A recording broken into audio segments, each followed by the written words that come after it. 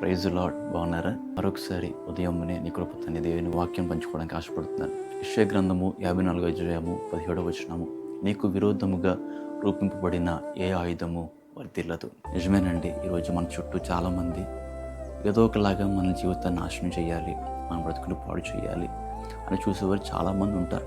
ఈరోజు బయట సమాజం ఎలా మారిపోయిందంటే, మనం ప్రేమించేవారే మనకు శత్రువులు అయిపోతున్నారు.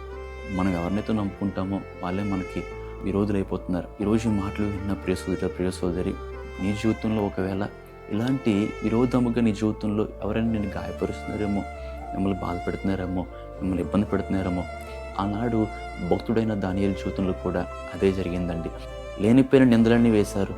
ఆ మాటలు రాజు విని దానియేలు పట్టుకెళ్ళి సింహాల గుహలో వేసేశాడు. కానీ దానియేలుతో దేవుడు ఉన్నాడు కాబట్టి ఏ ఆయుధము కూడా పనిచేయలేదండి. ఎందుకో తెలుసా? దానియేలుతో ఉన్నవాడు జీవం గల దేవుడు ఒకడే. ఆ సింహాలు కూడా చక్కగా మౌనంగా ఒక పక్కన కూర్చున్నాయి.